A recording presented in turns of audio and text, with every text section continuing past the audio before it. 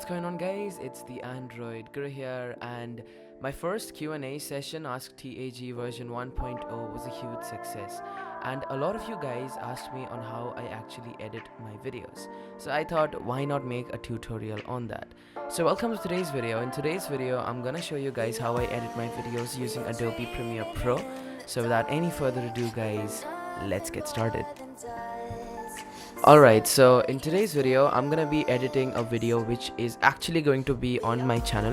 Now, I had created this a while back on how to create free Wi-Fi on your Android, and I have all the files, raw files right here. So we're gonna edit it using my main Premiere or my main editor, that is Adobe Premiere Pro. What I'm gonna do is open up Premiere Pro, go to new, hit on project and create a new project. I leave all the settings as they are since they are pretty much okay and you don't need to play around with it. Now once that is done, what we'll actually do is go over to our timeline and import all of the clips in our project /untitled. So you can see we have all the clips here. Now you can generally import everything, but since I have the thumbnail here, I'm just gonna remove the thumbnail and import everything except that.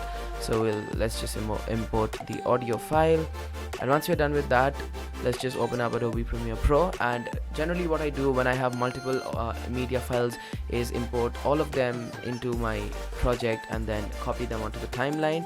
But since in this video we only have one clip, what we'll do is put the clip in the source place, and you can see we have the audio and the video sections here in the clip.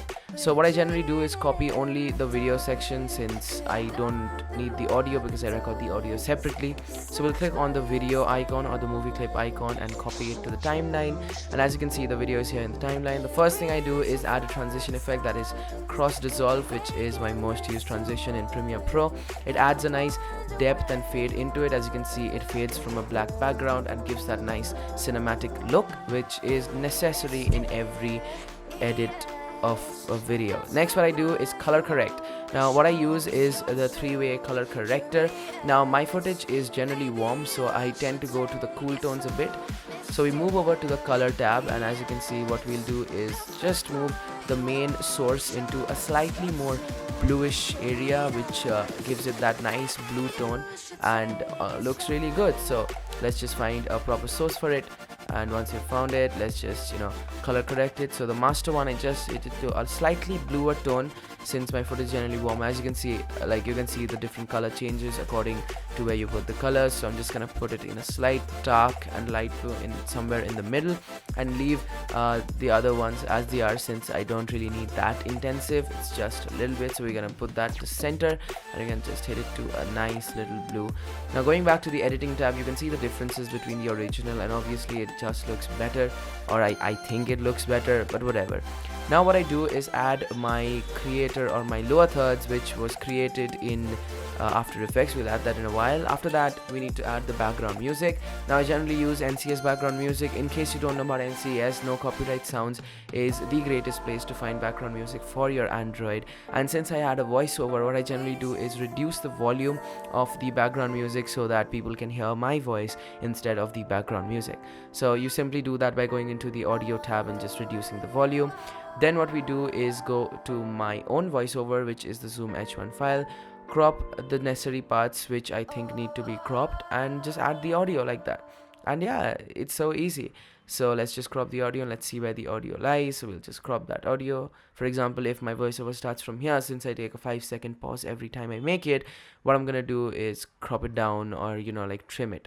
So the next thing that I'm gonna do is crop the video and the audios, since I'm going to add my intro in between. As you can see, I don't add an intro on the first, I add it in the between. So the background music has been cropped, and the main reason behind that is because I want the background music, that specific part, to be of normal volume, since I use the background music for my intro volume. You guys getting any of this? Or yeah. So what I basically did was created a separate audio file of the same background music and changed its volume to a lower decibel, whereas it kept it normal when the intro is gonna be there. So we'll just drop the intro here. As you can see, what we're gonna do is drop that intro right there. And yeah, we have trimmed it, and the footage is there, and we have the intro as well. As you can see, this place has the volume and this place does not have the volume, so it's normal. And yeah, that's pretty much it. The last thing that I do is again add the cross dissolve at all different separate clips. As you can see, just add the cross dissolves anywhere, like where I'm changing frames or changing different files or anything. It gives that nice faded look. And yeah, you can see that it fades nicely into the backgrounds and looks pretty good. So the next thing that we're gonna do is add my lower third. As I said, now these are created in Adobe After Effects and they are free. So yeah, I don't really remember the link, but if you guys want, I can just look it up and give you guys. So this is the After Effects. Now you can see placing on the timeline, it's not transparent, it just shows a black background, but I need it to be transparent. What we're gonna do is go over to the effects column with this clip being selected, and then what we'll do is change the opacity. As you can see, there's an opacity option, and we're gonna change that to screen.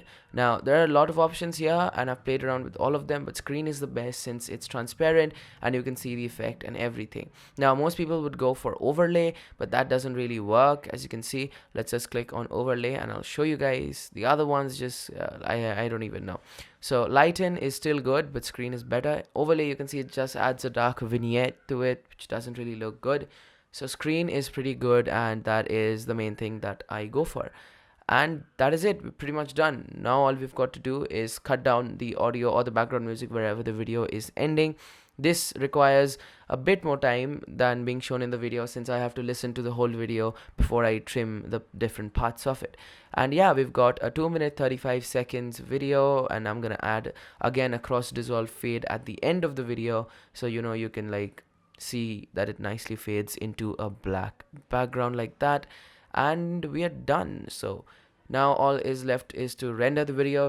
Rendering speeds totally depend on your computer specifications. Right now I'm editing this on a laptop with 8 gigabytes of RAM and Intel i5, and it's pretty good, I guess. It does a pretty decent job in editing, so that's not a big problem. So in order to render the video, all we need to do is go over to the file option, and from there we'll go to export, then media.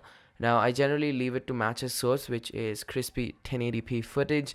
I don't really play around with it. The only thing I make sure is that the format is H.264.